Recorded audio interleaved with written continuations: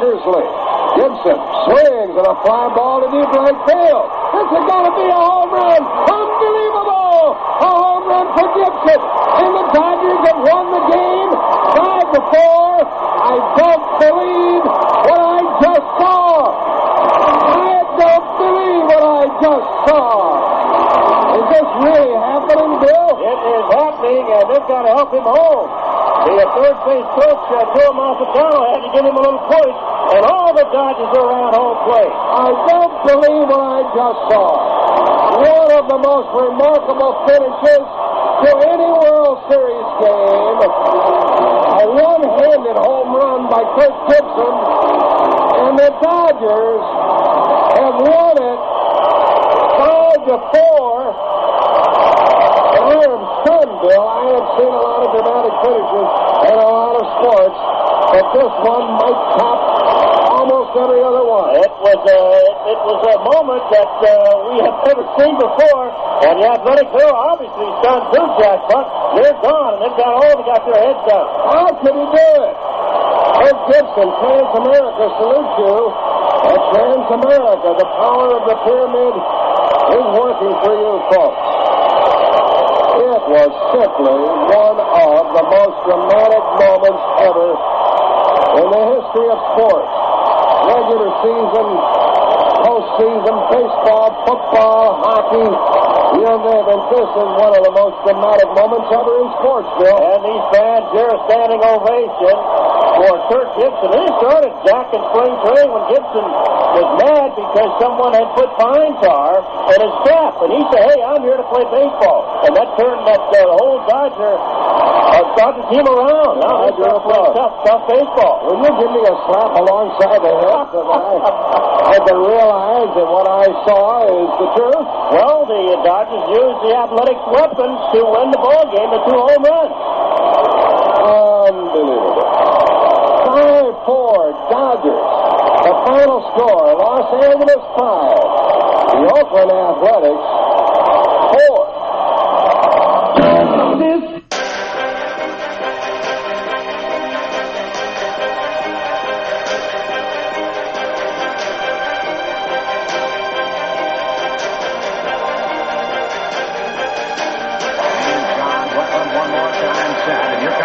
Pitch to Edgar Martinez down. The fastball swung on, hit the deep center field.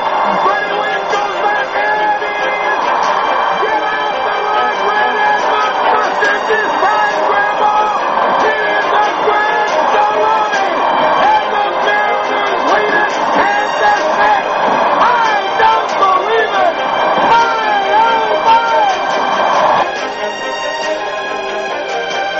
From high atop the Robinson Gearing Studio Complex in straight out of God's country, Pawleys Island, South Carolina, the Let's Talk Baseball Podcast Network proudly presents Backwards K Pod.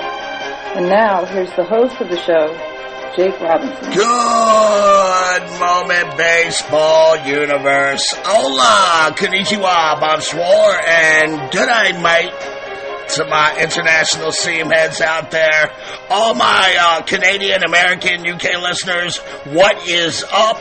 It's your boy, half man, half podcast machine. Back from the Let's Talk Baseball Podcast Network, Jake the Snake Robinson, back in the Captain Kirk chair, shields down, photons up, prepare to engage on this week's digital audio show that I call Backwards K Pod, where we collect ball players and their stories. Want to welcome everyone in this week as the train continues to roll on. 6 months in, never missed a week. And that's how we roll here at Backwards K Pod. Tuesdays every week, we're up in this joint telling the stories of baseball, past and present. And Backwards K Pod is available on all podcast platforms, wherever you listen to your pods, Google Play, iHeart, Podbean, Stitcher, etc., etc. I'm all tangled up in the web, brah. If you're on Apple or Spotify, please hook a good brother up with 5 stars and review me as you see fit. You can find the show on Twitter at back_K_podcast. I'm also on Facebook and YouTube under the Let's Talk Baseball podcast banner. And you can find all my shows in my vault of archives at diamondsnakejake.podbean.com. I got a lot of positive feedback on last week's harrowing journey of Levon and El Duque on their little journey to the United States. I got one from Ozzy from Puerto Rico, sent a message that, Jake, you've set the bar so high and you continue to reach your standards every week. Cal Ripken Jr. was amazing, and I'm listening to the Hernandez brothers right now. Great stuff. Thank you, Ozzy, for spreading the Backwards K pod gospel to your beautiful island of Puerto Rico. Randy in Sioux Falls, South Dakota. He wrote me in, do you think anything will ever be done to help talent reach America from Cuba in a safer manner than these defections and escapes? And that's a great question, Randy, in Sioux Falls, South Dakota. It looks like there was some rays of sunlight on that horizon during the Obama administration, and then the Trump administration came in and rolled all that goodwill negotiations back.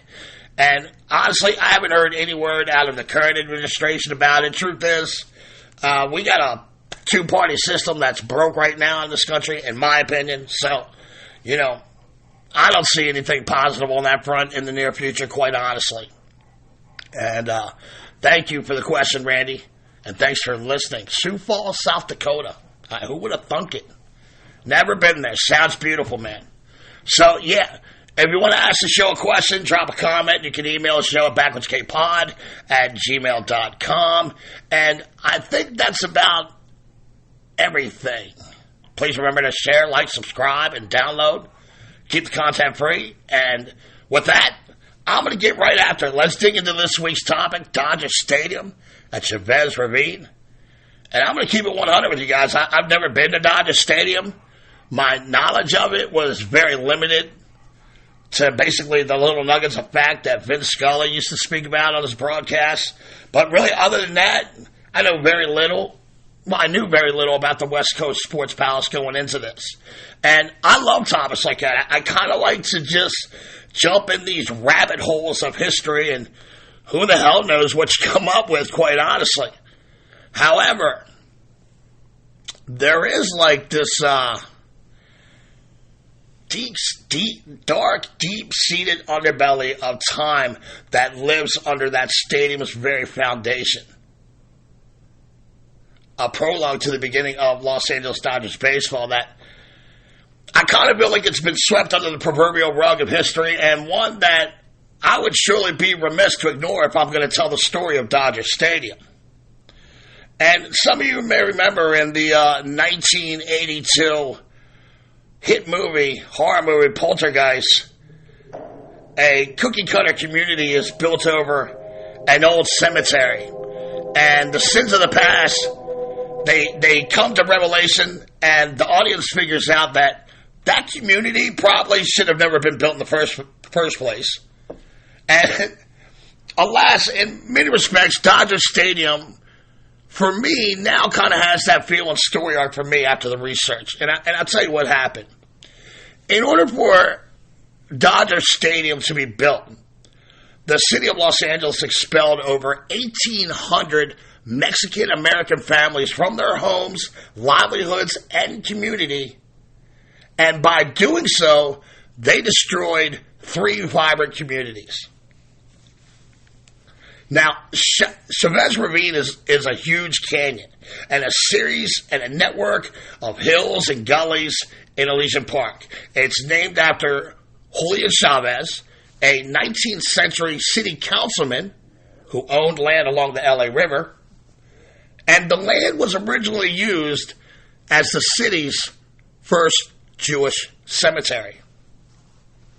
Now, in the early 1900s, 3 neighborhoods arose in the hills: Palo Verde, La Loma, and Bishop. And many Mexican Americans who were forbidden from buying property due to housing discrimination in the early 1900s. So they moved to Chavez Ravine. They built homes, corner stores, gas stations, restaurants. They raised chickens, goats, pigs. They had their own butcher, barbershops.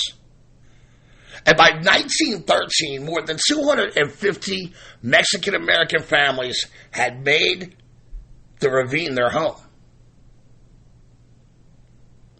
Mexican immigrants came to L.A. to work in agriculture, construction.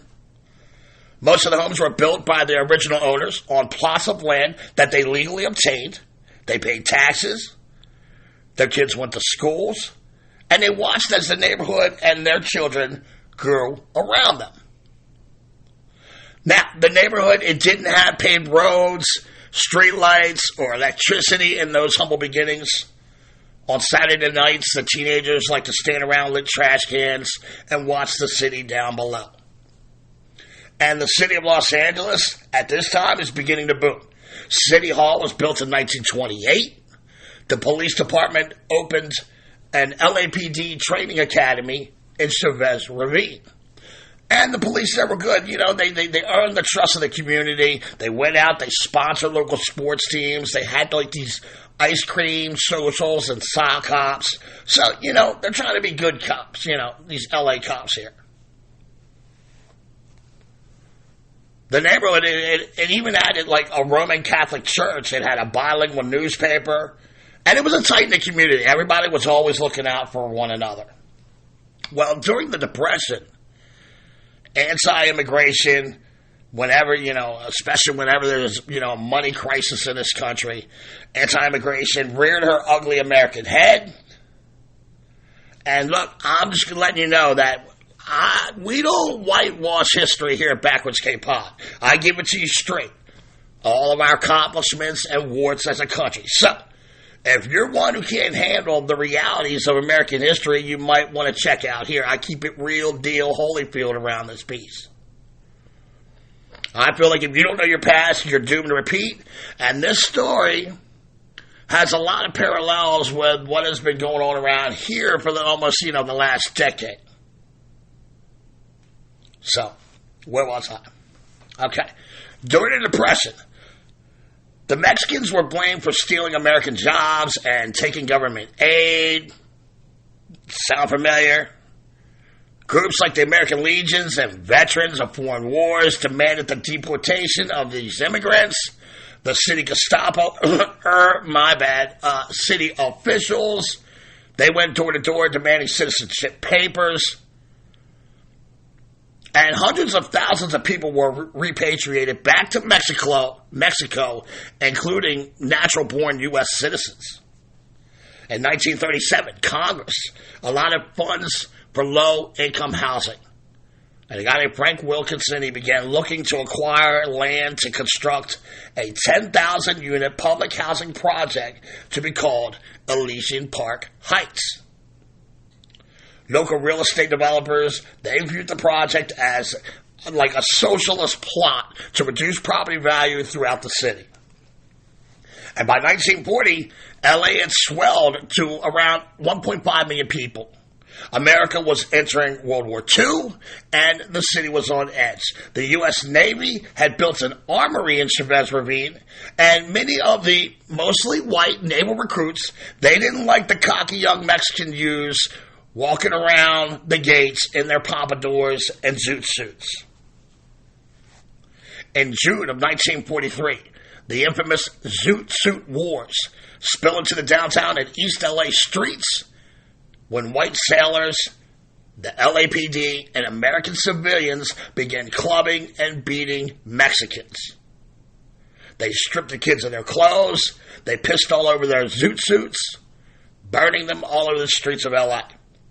And for 5 days, these racist bigots had their way with violence, and then, wouldn't you know it, the LAPD, true to their fucking history, arrested the victims for disturbing the peace. Many of you may have never heard of the Zoot Suit Wars, and if not, you should read up on it. Stories like that and the Tulsa race riots, they're crimes against humanity that certain people would like to brush away or just, you know, maybe just sit in their own filthy ignorance about it and pretend it never happened. But they are stories that need to be told, retold, taught, and never forgotten. So President Harry Truman, he signs the Federal Housing Act of 1949 as a part of this urban renewal plan. On July 24th, 1950, the residents of La Loma, Palo Verde, and Bishop receive a letter from the Housing Authority of Los Angeles informing them that Public Housing Authority of Los Angeles was going to be building a housing development on their location. They were informed that the housing officials would be inspecting their houses to estimate the value, and they would give all the assistance possible to relocation if they needed it. And they also offered the opportunity to move into the new Elysian Park project when it's completed. Well, that was just a flat-out lie. The city council was basically using eminent domain to evict residents. And I'm using quotation bunny fingers right now when I say they evicted them for the public good.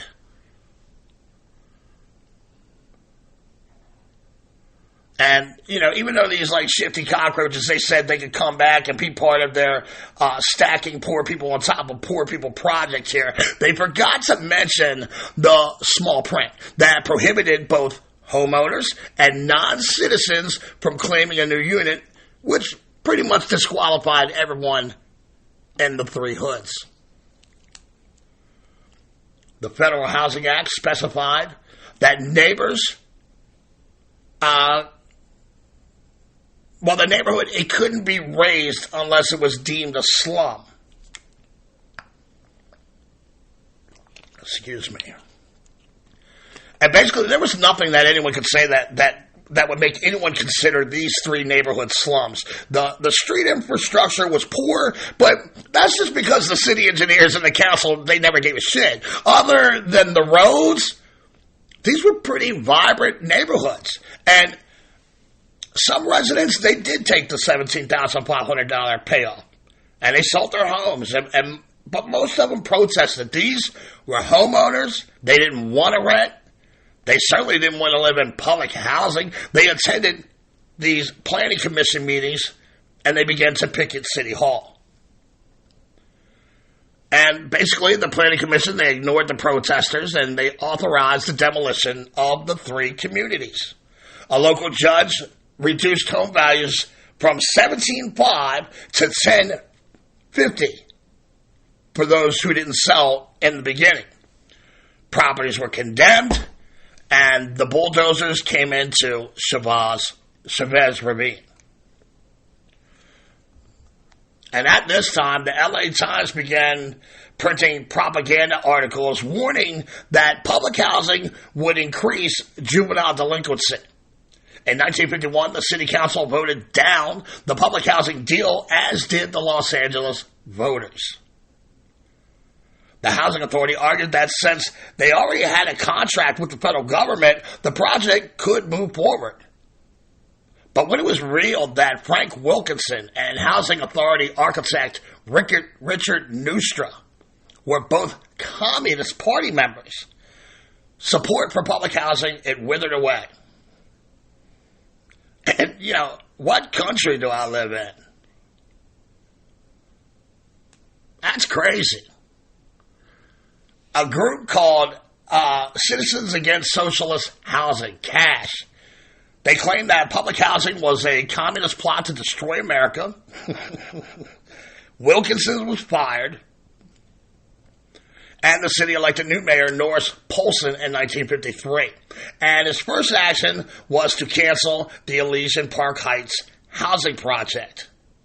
He renegotiated a deal with the United States government to buy back Chavez Ravine for, again, bunny ear quotation, the public good.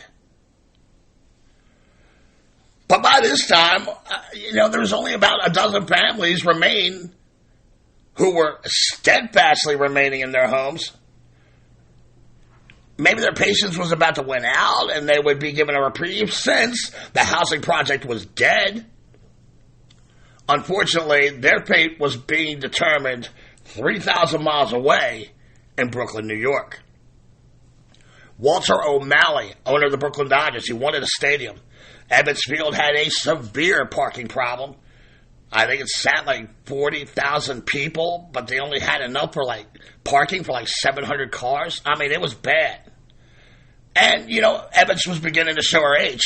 He was in discussion with civic leaders for a geodesic dome stadium. And I never really knew what that was until I saw one. And you should probably look it up if you don't know either. But, I mean, Walter O'Malley is a man certainly ahead of his time if he could have pulled that dome structure off. I mean, the only thing that he lacked for this vision of this geodesic dome stadium was land. Robert Moses, a New York City master builder of his day, he recommended building a publicly financed stadium in Queens at the site of the World's Fair, and then the Dodgers could rent the ballpark from the city. But O'Malley didn't like that. He didn't want to rent the stadium from anybody. He had ambitions of owning his own stadium outright. Meanwhile, back in L.A., the city had two minor league teams, the Los Angeles Angels and the Hollywood Stars. City officials believed that in order for L.A. to be taken seriously as a major metropolis, they needed a professional baseball team, and the Dodgers fit the bill. In September of 1955, Roz Wyman and Ed Roybal from the L.A. Council, they flew to Brooklyn to meet Mr. Malley. The timing wasn't very good, as the Dodgers were finally able to beat their hated rival Yankees in the World Series for the first time, so the appointment was rescheduled. A few months later, Los Angeles County Supervisor Kenneth Hahn, he pitches the Chavez Ravine plot to O'Malley. The location had 350 acres, freeway access, and it was close to downtown. It was close to downtown L.A. And Walter was intrigued. He visited L.A. He took a helicopter tour of the ravine, and he and Mayor Polson, they would pretty much meet up later on in the day and begin working out that general outline of that deal. And O'Malley would buy the minor league team Angels and the South Los Angeles Stadium. And then he would trade the property in exchange for the land that made up for the neighborhoods of La Loma, Bishop, and Palo Verde. It's not really clear whether O'Malley was aware of the residential holdouts or the illegal land grab the city perpetrated on the citizens of Chavez Ravine. And I want to make myself clear when I say this. The Dodgers didn't force anyone out. This was all as a result of a failed public housing development that was, proposed to be built. And basically they deemed these three neighborhoods as slums, which they were not slums. They were single homes that were owned by the public, by the people that live there.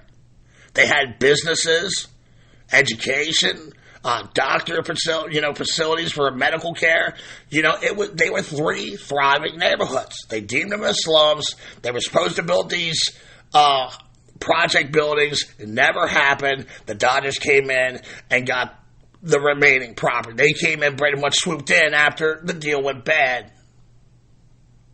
So the Dodgers didn't push anyone out. They just kind of got lucky in the fact that, we pretty much wiped out these three neighborhoods and now there's a bunch of land here. That's the shame of it. So O'Malley, he's got his deal in hand with the mayor and he's out. Brooklyn was heartbroken. L.A. was overjoyed. Now, the only thing left to do is to get rid of these last dozen Mexican-American homeowners from that future stadium site. The residents there, they filed a lawsuit demanding the courts to reverse the property condemnation since the housing project deal was canceled. And the suit lasted 2 years, during which these families remained in their homes. In 1958, the Dodgers arrived in the city of Angels, and as O'Malley greeted future Dodger fans at the airport, he is actually served with a summons from the residents of Chavez Ravine. The residents there told the press that a New York businessman was basically being given a sweetheart deal at the expense of L.A. taxpayers. And the protesters, they actually garnered enough signatures to place the issue on a ballot. On July 14th, the court ruled that the Dodgers' land purchase was illegal, since it didn't conform to the Public Purposes Clause. Again, bunny ears. The Dodgers and their mighty lawyers, they fought it all the way to the California Supreme Court, and they won it there.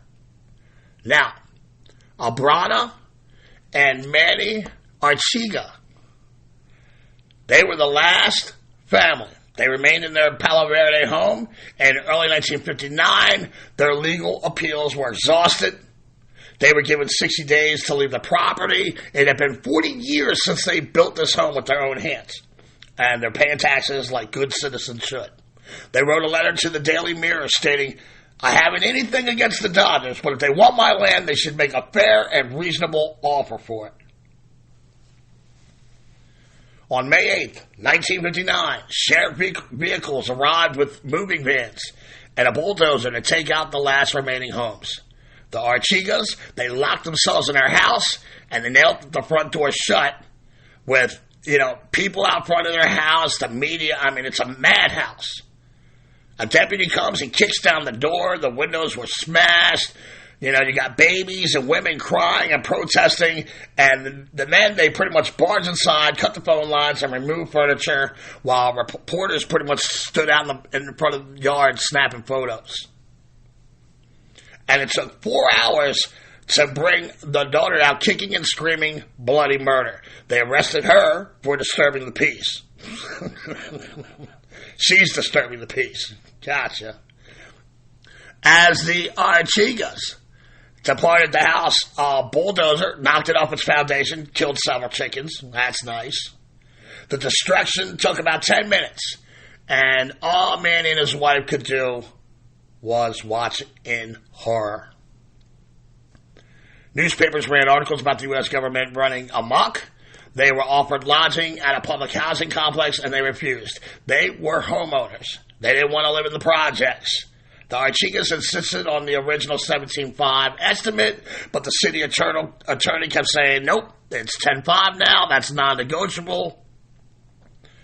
And the family moved into a donated trailer. The Palo Verde neighborhood was demolished, trees uprooted. Some of the homes were lifted by jacks and used by the fire department as training houses to fight fires, and others were actually shipped to Universal Studios to be used on the set for the hit movie To Kill a Mockingbird. Manny died in 1971, his wife the following year at the age of 75. The site of the old house, it lies somewhere beneath Dodger Stadium parking lot, just north of Union 76 gas station.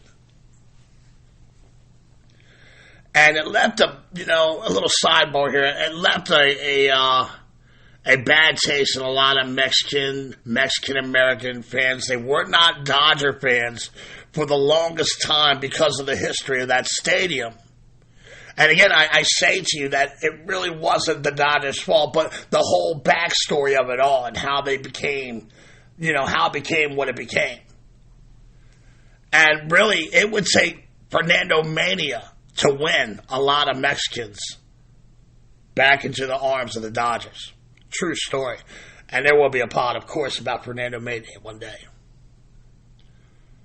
As for the site of Dodger Stadium now, it sits 34 degrees, 4 foot, 25 inches north by 118 degrees, 14 feet, 24 inches west of Los Angeles, California. It is the third oldest stadium currently in the major leagues, behind only Fenway and Wrigley. And it is the oldest still functioning baseball stadium west of the Mississippi River. And I've done shows on both Fenway and Wrigley. If you haven't heard those shows yet, you got to go to diamondsnakejake.podbean.com and check those out. I love doing these stadium shows. I learned so much doing these shows. Now, even though Dodger Stadium is the third oldest park, it is a magnificent jewel of a ballpark. It's had numerous renovation projects and facelifts throughout the years, so the old bird, she still maintains her charm here. And I want to be very clear with you here. They literally moved mountains to construct Dodger Stadium. As, you know, it is truly a marvel of engineering. Between 1959 and 1962, an army of construction workers shifted 8 million cubic yards of earth and rock in the hills above LA, transforming the rugged terrain known as Chavez Ravine. The project broke ground September 19, 1959, and was overseen by O'Malley and principal architect Emil Prager. It was, for the most part, a straightforward project of muscle, machinery, and solutions-oriented execution. The biggest challenge, of course, was manipulating the site's topography: steep slopes, perilous terrain, deep ravines. It had long sheltered these Elysian hills, but this rough terrain was no match for the modern technology of its day.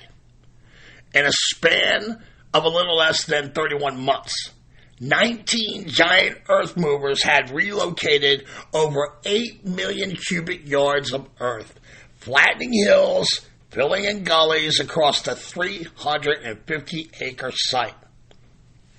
At its highest point, they amputated the peak and carved an amphitheater into the mountains, and this would serve as the ballpark's foundation. The landform known as Chavez Ravine, it remained intact, and Stadium Way now runs through it today. So, you pick it up what I'm laying down here. They cut this rock up, shaped it into an amphitheater, and benches were cut into the sloping floor to serve as like a skeleton to support the stadium foundation and pedestal. And if you get a chance, you should really Google it. It's amazing. To control the erosion, a 2-inch thick concrete was sprayed on the area. The 124-foot high grandstand has 3 major cantilevered tiers built on 78 precast beds. And building this huge, 124-foot high grandstand was just as challenging as grading the surface. Some 40,000 cubic yards of concrete, including 78 precast frames, some of these which weighed up to 28 tons, and 13 million pounds of reinforced steel went into the structure. Now, because these precast pieces were too big to haul by truck, a 6-acre casting yard was built on the site. And to assemble the pieces, the contractors imported a $150,000 crane from Germany, which at the time was the largest crane ever used in North America. The grandstand's cantilevered design, it meant that each spectator enjoyed an unobstructed view of the action. A departure from like the older jewel box stadiums that we talked about before, like Fenway and Wrigley. These stadiums have, support structures that sit between fans and the field. So this cantilevered style was way ahead of its time. Almost all stadiums use the cantilevered design now. And because of the fact that Dodger Stadium is built literally into the hillside, the grandstand offered easy access from each of its 4 tiers to their terrace parking lots behind it. This minimized the need for long climbs up stairways. Remember, folks, this is like on top of a mountain hill. So, to avoid all that climbing, the engineers designed these parking lots. So, in theory, you can pull your car to the level where your seats are at. And it's not in theory, it's for real. You park, you walk to your seats, and it's on the same level.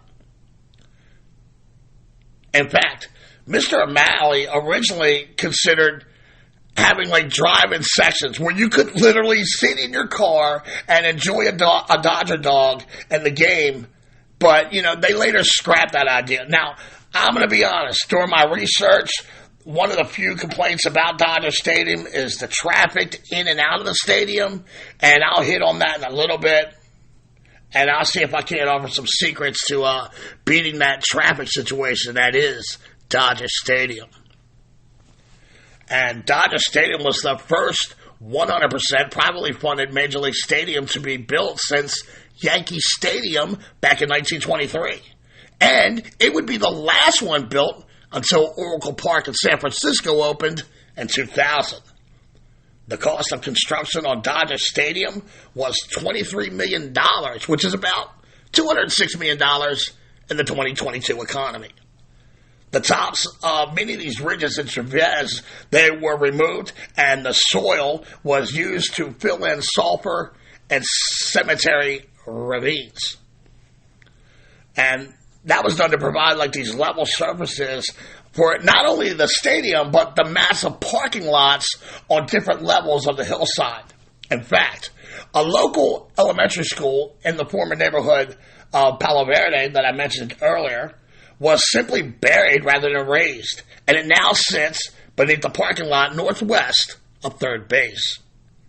From 1962 to 1965, the Los Angeles Angels shared the ballpark, but the Angels refused to refer to her as Dodger Stadium, instead calling her Chavez Ravine Stadium. After the Angels departed, it began to be called officially Dodger Stadium at Chavez Ravine. Now, the first game at Dodger Stadium was April 10, 1962. Renowned tenor Alma Pedroza sang the national anthem. Kay O'Malley, Walter's wife, threw out the first pitch to catcher Johnny Roseborough. Johnny Padres was that opening day pitcher as they took on the defending NL champion Cincinnati Reds. And unfortunately for the Dodgers, Red slugger Wally Post dropped a 3-run dong in the 7th, breaking a tie and propelling the Redlegs to a 6-3 victory. In 2009, Dodger Stadium was given its own zip code, 90090. There are two things that O'Malley loved about the Chavez Ravine site. Number one, he envisioned a bevy of freeway systems leading in and out of the stadium. And number two, he wanted Hollywood stars to be part of the brand new West Coast spectacle. He also wanted the Hollywood sign to be visible from the stadium, which it is if you are sitting upper tank on a clear day. And when they began the excavations, the elevations originally ran from 400 to 700 feet above sea level. And it became the first stadium in history to be built on different levels connecting with adjacent parking lots. And in fact, Dodger Stadium is considered a pitcher's park. Really, it's quite moderate. Actually, during the day, I think it plays a little farther. The air is a little thinner. But at night, they are next to that Pacific Ocean, and the air does become really thick. And balls that you thought would have been home runs probably in the daytime fall a little short at night. In 1962, the most expensive seat in Dodger Stadium was $5.50, which is the same as $48.39 in the 2022 economy. $5 is almost worth $50. Here in 2022, by the way, the Dodgers have the most expensive average baseball ticket price in the league of $115. In the 2017 World Series, tickets range from $7,500 to $25,000. The concept of the stadium was inspired originally by Disneyland. Walter O'Malley and Walt Disney, they had become friends, friendly tycoons, and O'Malley fell in love with the concept of Disneyland. He loved its futuristic look, and he instructed his architect, Emil Prager, to build him something like that. And Mr. O'Malley even sent his Dodgers personnel to tour Disneyland, and he told them Disney is the model. Now, because of the friendship between O'Malley and Disney, the Dodgers are one of the few organizations in the world who are allowed to use the famous Disney font and their character likenesses. And if you go to your Google machine, you'll see what I mean. Outside of Gate A at 1000 Vince Scully Way, there is the word welcome in the Disney font. And there's a picture of Minnie Mouse on that board. And honestly, I never knew that. That's pretty cool. I know that the Oregon Ducks, they have a relationship with Disney as well, and they're allowed to use the Donald Duck likeness. So that's pretty interesting stuff to me. Now, one thing I always notice about Dodger Stadium whenever I see it on TV, and that's the various colors of the seats. And I never understood it because they don't match, right? But they are all distinctive in California flavor, and they are those colors for a reason. The lower level seats are yellow, and that represents the sun. The next level up, the lower seats are orange, and they represent the sandy beaches of SoCal. The next level up, the reserve seats are colored sea foam green, which is a nod to the trees and the grassy mountains of the California range. And the upper deck is blue, or blue heaven, as Tom Lasorda would call it, and that's where the ocean meets the sky, baby. Dodger Stadium is 100% symmetrical, and I mean 100%. It has the same pavilions in the outfield on both sides of the diamond with the exact same sign placements and foul poles. You could literally take Dodger Stadium and fold it in half, and it would totally match up. What you see in left field is exactly the same thing in right field. Right field and left field, they have a home run distance of 330 feet, or 101 meters for my international metric system using Siemens, and center field is 400 feet, or 122 meters away from home plate. And one little quirky piece of history that I found interesting. The high five was invented at Dodger Stadium. In 1977, Steve Garvey, Ron Say, Reggie Smith, they all belted 30 home runs that year. Well, Dusty Baker is sitting at 29 until the very last game of the year.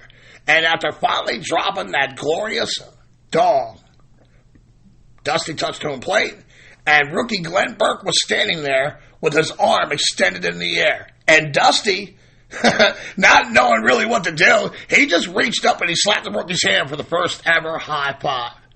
Garvey, Say, Smith, and Baker became the first quartet of 30-homer dudes on the same team. And the high five became a major marketing promotion for the Dodgers in the playoffs, and it's part of the baseball lexicon now. It's really part of the sports world now.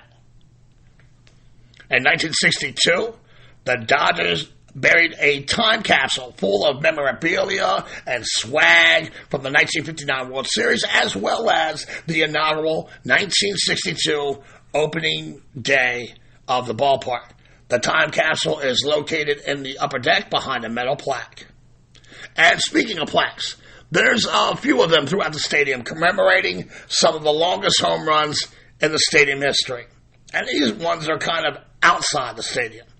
The first one was laid after August 5th, 1969, a blast off the bat of Willie Stargell, a titanic 507-foot bomb over the right field pavilion. It still stands today as the longest home run in Dodgers Stadium history. Not to be outdone, Stargell comes back in 1973, and it's a 470-foot bomb that again cleared the right field pavilion. And then, 24 years later, Mike Piazza became the only Dodger to hit it out. A 478-foot blast against the Rockies that cleared the left field pavilion. Mark McGwire, he hit a 483-foot bomb in 1999 over the left center field pavilion. And most recently, in 2015, when Giancarlo Stanton, while playing for the Fish, launched a 475-foot missile over the left field pavilion. All those hits have been marked with plaques. There have been 13 no-hitters thrown at Dodger Stadium. The first one was by Bo Belinsky of the Angels. And it wasn't even in a game versus the Dodgers. Now remember, I told you, the Angels and the Dodgers, they shared the crib from 62 to 65. And Belinsky would toss the stadium's first no-hitter versus the Orioles on May 5th, 1962. The last one, by the way, was Clayton Kershaw in 2014. The only perfect game thrown in the stadium was Sandy Koufax and a 1-0 victory over the Cubs on September 9th, 1965. Of their 7 world titles, the only World Series title clinched on their home field for the Dodgers was back in 1963 when they swept the mighty Yankees. Koufax pitches, and Howard drives the ball to deep short. Wills makes a fine play on the ball. Then he gets off a quick throw to second base. It's in the dirt, but Tracewski has it, and the Dodgers win. No, it's not over. Tracewski has dropped the ball. Umpire Gorman has reversed his decision. Richardson is safe at second base. Elston Howard is on first, and the Yankees are still very much alive. A hit now, and anything can happen. If he's shaken by the mishap, Koufax doesn't show it. He jams Hector Lopez with his first pitch, and Lopez hits a slow bouncer toward short. Wills comes dancing in, takes it on a big hop, and without breaking stride, throws to first base. The Dodgers win 2-1 and sweep the series in 4 straight. All Bedlam breaks loose on the field as the jubilant Dodgers try to reach Koufax, who started the sweep in the opener and then also was there to finish it. Ford hurled a brilliant 2-hitter in the finale, but superb overall pitching of the Dodgers dominated the Classic. Never before in all their wonderful years have the Yankees lost 4 in a row in a World Series. For the Dodgers, therefore, it was a glorious and dramatic triumph, unsurpassed in World Series history. And look, I couldn't do the history of Dodger Stadium without giving you at least one Vin Scully clip there. We're going to do a show on Vin Scully. There's a lot of this. I'm just basically covering the stadium, its construction, its history. But a lot of these things, Dodgers players and moments, we're going to be giving them their own shows here at Backwards K-Pod. Pope John Paul II, he held Mass in Dodger Stadium on September 16th, 1987, during his visit to Los Angeles. The attendance was announced at 63,000 people, which is still the largest crowd ever at Dodger Stadium. After Mass, the Pope blessed the field, and a year later, in 1988, they would have set the highly favored Oakland A's to win the championship. Numerous music acts like Kiss, the Rolling Stones, U2, Michael Jackson, Beyonce, Bruce Springsteen, Bruno Mars, the Bee Gees, David Bowie, among others. They've all performed there. It's also the next to last concert venue that the Beatles ever played in. The Harlem Globetrotters have performed there. There have been car races, boxing matches, soccer games, as well as the National Hockey League, first ever outdoor game held in California, featuring the LA Kings versus the Anaheim Ducks. And that was on January 25th, 1914. Dodger Stadium has been used as a movie TV setting more than any other stadium in the world. She's been featured in movies like Star Trek, The Sandlot, The Naked Gun, The Fast and the Furious, Rocket Man, Superman Returns, and he stops a plane from crashing into the stadium, just to name a few. The Dodgers have set the bar in attendance at Dodger Stadium. Since moving to LA in 1958, the Dodgers have led the attendance in 37 of those seasons, including the best attendance in all of baseball, 31 of those 37 years. The Dodgers' single-season high came in 2013 when they drew over 3.9 million fans into Blue Heaven. The largest crowd to ever witness a game there was April 13, 2009, when they played their hated rival Giants on opening day in front of 57,000 197 fans. It holds 60,000 seats, by far the most in Major League Baseball. In 2005, the Dodgers were listed by Guinness Book of World Records as having the highest cumulative attendance for a baseball franchise in the history of the game, going back to 1901. Over 184 million people have attended a Dodgers game, and over 176 million people have witnessed a Dodgers game at Chavez Ravine. Oh, and like Tony said, it never rains in Southern California. Since Blue Heaven opened, there have been a total of 17 rainouts in the stadium history. The last one occurred April 17th, 2000 versus the Astros. The Dodgers have played 1,756 games since then at Dodger Stadium without a rainout, which is still an all-time record for the club. The stadium hosts the Midsummer Classic in 1980, and it will be hosting again in a few weeks here in 2022. And before I roll this fatty up and bounce, I told you I want to talk about the traffic. And again, I've never been to California in my life, but I hear the traffic, especially in L.A. and around Dodger Stadium, I heard it's dreadful. Like, make you want to go all Michael Douglas on Falling Down dreadful. So the Snake did a little research for you Dodger freaks out there, and there are some of the things that I learned. Now, I could be right, I could be wrong. You can message me at diamondsbackwardscapepod@gmail.com. Let me know what you think, but this is what I heard, okay? First of all, the reason why Dodger fans don't sometimes get there by the third inning is because the traffic sucks. And the reason why they leave in the seventh is because by then the traffic swallows. So here is what I learned. Now, first thing first, avoid gate A at all costs. Remember, A is for avoid.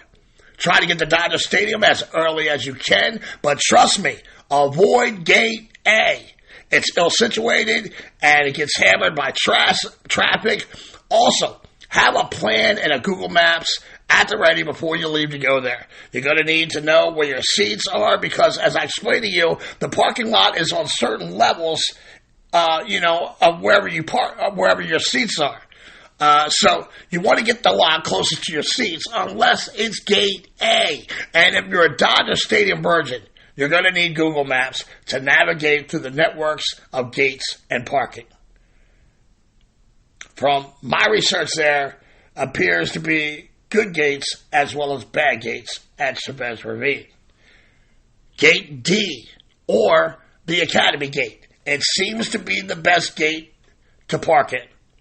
It gives you the easiest entrance and exits. Now, you may have to navigate your way through some neighborhoods, but it's all worthwhile as Gate D is considered an almost hidden gem. D, as in Dodgers. That's the best gate if you're gonna go to the ballpark. The next best gate is Gate C. It has several lanes to get in and out of the ballpark. And this is, to my understanding, clearly the third best option if you're coming off the... Oh, no. Actually, this is the best option if you're coming off the 5 freeway. There is also some backdoor options to get to Gate C off of Academy Road. And it also offers the flattest surfaces to walk without climbing. You know, for old guys like me who ain't for all that goddamn walking anymore. The third best gate is Gate E. It's the easiest gate to get into from the 110 freeway, but look, don't let that easy access fool you, baby. Get out of Gate A is torture, unless you leave in the 4th inning. If you have upper tank seats, this will be the easiest walk to your section from your car, but don't say that the Snake didn't warn you. You're going to be sitting there in the car for a minute. You're going to be cussing people out, trying to get out of the parking lot. It's kind of like those old Roach Motel ads. It's real easy to get in, but, once you're in, it's real hard to get out, unless you leave in the 3rd inning. Next, Gate B, which stands for be wary of this bullshit. I was told to treat this gate like... The San Diego Padres treat World Championships. Stay as far, far away as possible. I was literally told that.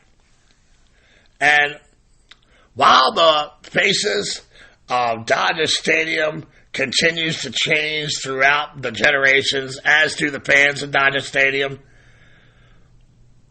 in their 300-acre facility there, nestled in the hills of L.A., it still remains this marvel of engineering and an absolute jewel of Major League Baseball. So I think I'm going to end it there, folks.